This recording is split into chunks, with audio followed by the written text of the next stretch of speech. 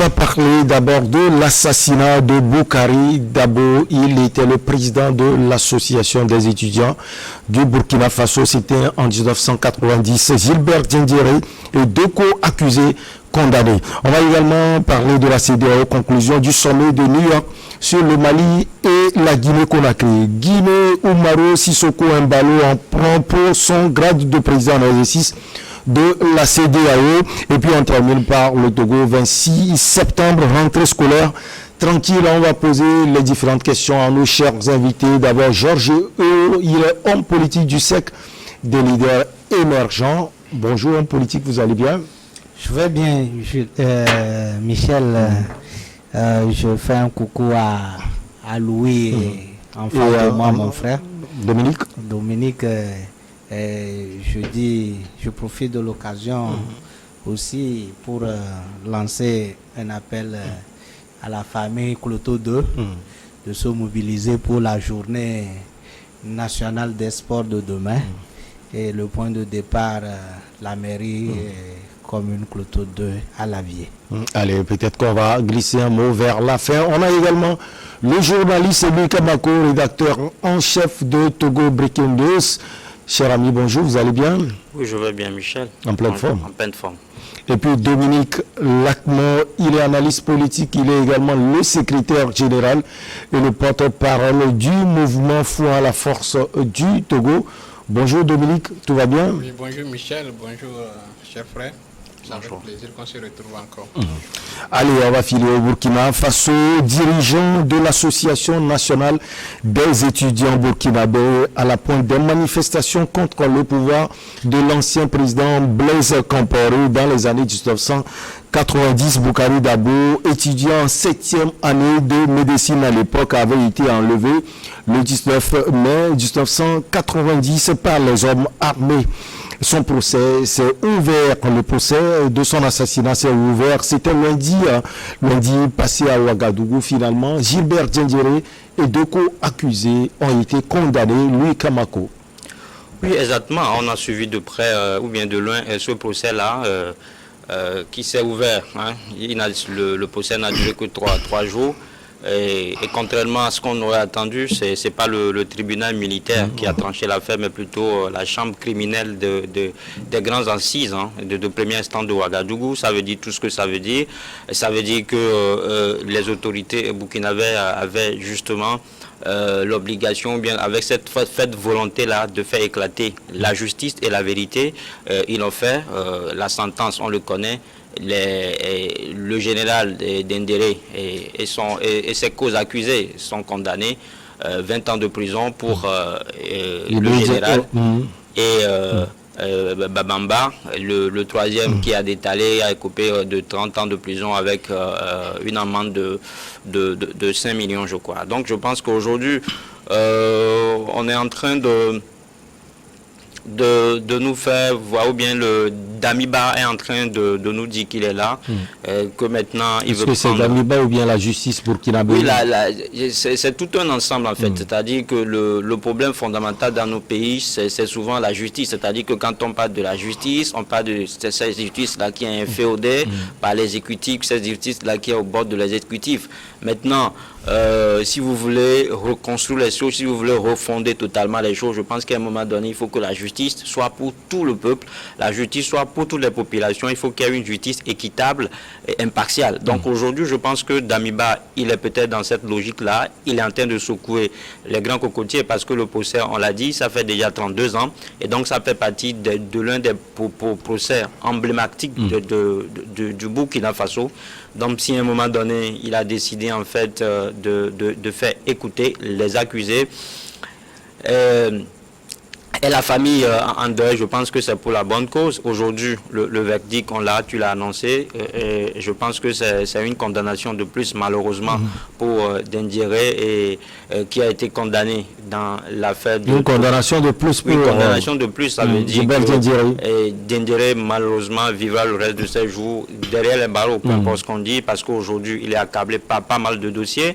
Vu son âge, et puis voilà quoi. Et donc la leçon peut être à tirer, parce que je suis en train de trop bavarder, c'est dire aujourd'hui que lui n'est fort éternellement, quoi. C'est-à-dire qu'à chaque fois qu'on est au pouvoir, à chaque fois qu'on a l'opportunité en fait de présider, ne serait-ce qu'un présidium, il faudrait qu'on soit sage, il faudrait qu'on ait le sens élevé de dire qu'il y a une vie après le pouvoir. Donc aujourd'hui, je pense qu'il est en train de payer pour ses erreurs du passé. Et pas justement parce que en le faisant, je pense que à ce moment-là, il pensait qu'il était au-dessus de la loi, et il pensait qu'il agissait un proche de Blaise Compaoré. De Blaise Compaoré, mais à un moment donné, quand le régime a eu des problèmes, je pense que les répercussions tombent également sur lui aujourd'hui. Alors, Georges Hérault, à l'époque, il avait été conduit dans les locaux du Conseil de l'Entente, premier camp de l'Est, régiment de sécurité présidentielle du Burkina Faso, où il avait été torturé à mort, puis inhumé à Pau, à 150 km de la capitale. C'est un acte quand même criminel, hein. Très dur à consommer. En fait, vraiment, c'est très difficile avec tout ce qui s'était passé. Et ça me rappelle l'histoire du lion qui, à un moment donné, est devenu pratiquement le roi de la forêt. Mais la vieillesse l'a pris et l'hyène, les renards ne l'ont pas permis de mourir tranquillement parce qu'il a perdu de force. Il ne pouvait plus véritablement courir. Et perdu de force, c'est les hyènes qui l'ont assommé. Et je pense que c'est ce que lui a dit. C'est-à-dire qu'on n'a pas toujours la force éternellement. À un moment donné, l'homme redeviendra toujours faible. Et je pense que dans ces vieux jours, il aurait plutôt préféré prendre une bonne retraite et dormir quelque part peinard. Mais c'est la prison qui devient sa demeure. Ceci étant, je pense que ça a commencé bien avant Damiba et avec Roch Kaboré qui avait permis au Burkina d'ouvrir pour un procès historique et le sujet était l'assassinat de Thomas Sankara. Et dans ce sujet aussi, est condamné à perpétuité. Il a été condamné et je pense que ce qui a été fait et dit concernant les étudiants en ce moment qui manifestaient et dont les instructions selon Diedéré a été donné aux éléments incontrôlés patata, ça montre qu'en vérité au Burkina nul n'est au-dessus de la loi. Aujourd'hui tout le monde peut être à un moment donné transféré pour répondre à la disposition de la justice pour répondre de ses actes. Et donc, moi, ce que je dirais, que ça ne soit pas seulement Diendéré, parce que, vous savez, le président Compaoré a été également condamné, mais il a fait un aller-retour peinard au Burkina et sous le sceau de la cohésion sociale, sous le sceau de, comme vous l'appelez, de dialogue, de paix. Personne ne l'a touché. Et d'ailleurs, Damiba qui était même en visite en Côte d'Ivoire l'a encore rencontré. Et je ne voudrais pas que ça soit la justice des plus faibles, ou bien ceux qui pourraient être servir de bouc émissaire, mais plutôt que ça soit plutôt une justice équitable pour tout le monde, que ceux qui sont condamnés soient condamnés. Et si on doit quand même, à un moment donné, gracier un certain nombre de personnes, qu'on les gracie, et là... J'allais poser cette question. Est-ce que la justice est en train de marcher ces temps-ci au Burkina Faso pour qu'on finisse peut-être le président Damiba nous dise quelque chose, on gracie les gens, notamment Gilbert Diendéré, parce qu'on va nous dire un jour qu'il aura un grand rôle à jouer dans la lutte contre le terrorisme. C'est ce qui va être un peu curieux, parce que, comme je l'ai dit, son patron qui avait Kouafetou est venu au Burkina sans être inquiété. Damiba l'a rendu visite quand il était en Côte d'Ivoire, ils avaient discuté et c'est ce que je disais, c'est sous le sceau de la cohésion sociale de lutte contre le terrorisme. Bref, qu'on a besoin de son apport pour pouvoir lutter contre le terrorisme. Mais aujourd'hui, malgré ces apports, je ne sais pas véritablement l'impact sur la lutte, mais c'est au président burkinabé, actuel président de la transition, qui pourrait nous dire véritablement quels sont les apports pour ce qui concerne la lutte. Maintenant, il ne faut pas qu'on laisse la justice faire le travail et qu'on l'applaudisse et après, finalement, revenir récupérer pour dire ce que vous venez de dire tout à l'heure.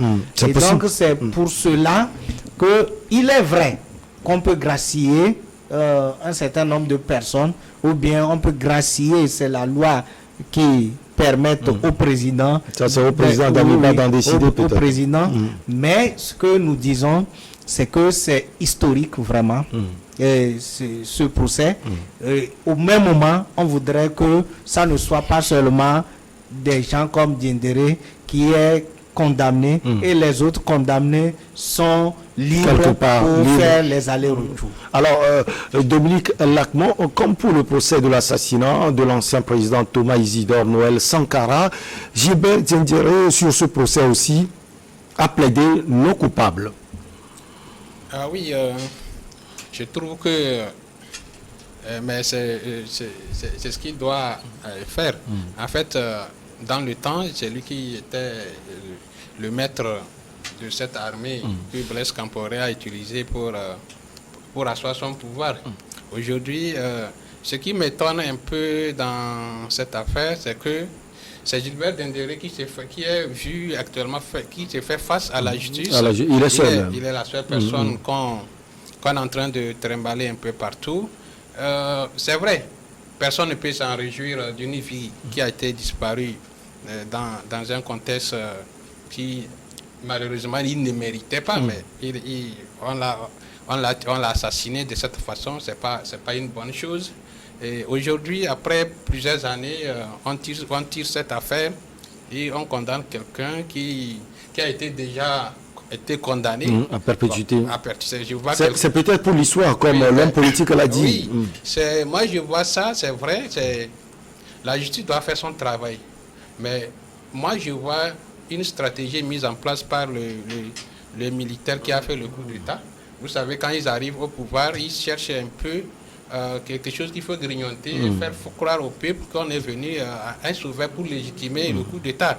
Sinon, sûrement que c'est ce que l'autre ami Damiba a mis en place pour essayer de légitimer son coup d'État, à faire croire au peuple burkinabé que lui, il est arrivé, il est en train de faire un bon travail, mais malheureusement, ce n'est pas ça. Je ne sais pas si c'est l'affaire d'assassinat de ce jeune étudiant qu'on ne peut pas s'en réjouir parce que ce n'est pas une bonne chose que Damiba va faire sortir aujourd'hui pour faire au peuple, pour faire croire au peuple burkinabé qu'il est venu pour les faire pour faire quelque chose de potable. Moi je vois, non, c'est un militaire qui est en train de se chercher.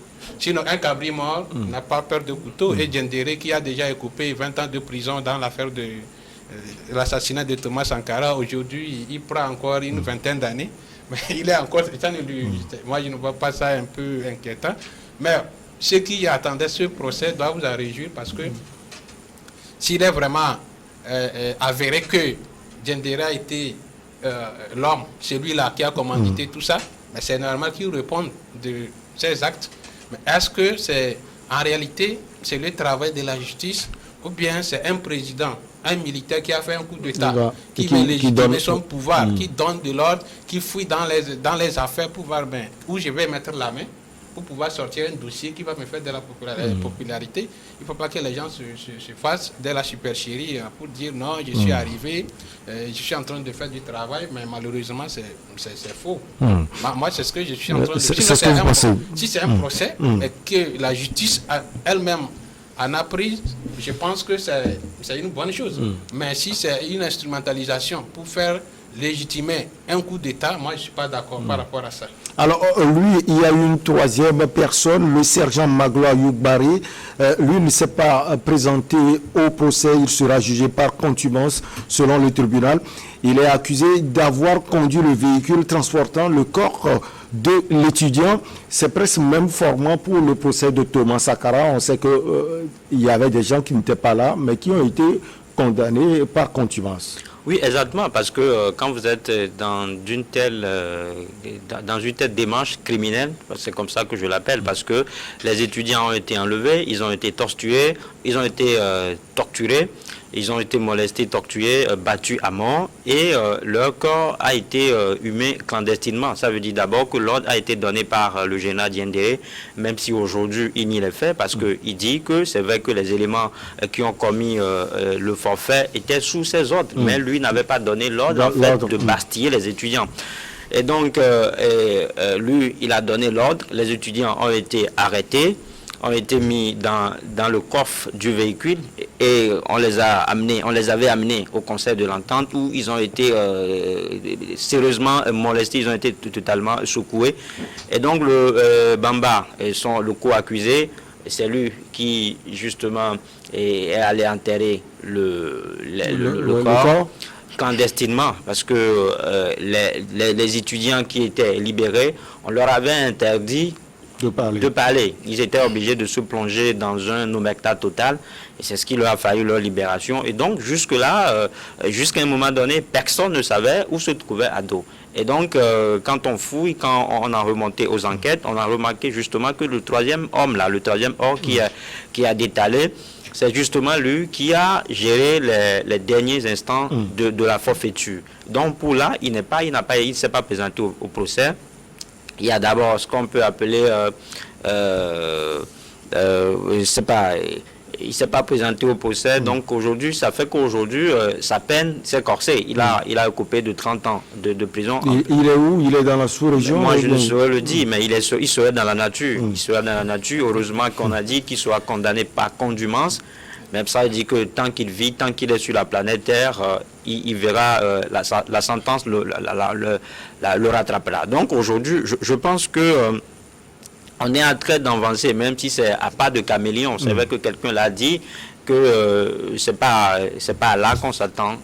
Doumbouya, qu'on aurait pu vous voulez parler de Damiba? Oui, qu'on aurait pu voir Damiba sur le gros chantier de la lutte contre le terrorisme. Moi, je viens de le dire tout à l'heure, qu'il y a une cause à effet entre la lutte contre le terrorisme et la justice, en fait. Parce qu'à chaque fois, on a toujours demandé, en fait, aux populations de collaborer avec les forces de l'ordre de sécurité dans cette lutte-là. Mais s'il n'y a pas une justice qui est équitable, si l'impunité n'est pas condamnée, si les gourous des populations circulent, sont toujours en liberté, je ne pense pas que la population aura cette confiance-là au pouvoir en place. Donc c'est pour ça que je dis l'acte, peu importe, ainsi minime que soit-il, on doit le louer, ce n'est qu'un début. Maintenant, on va commencer par voir comment est-ce qu'il va trancher finalement, comment est-ce que la justice va se positionner sur les prochaines séances du dossier Thomas Sankara, quel sera le sort qui sera justement réservé à Blaise Compaoré, qui a été le véritable gourou de Thomas Sankara à l'époque. Allez, on va marquer la petite pause. On revient avec vous, chers invités, pour la suite. On va parler de la CEDEAO.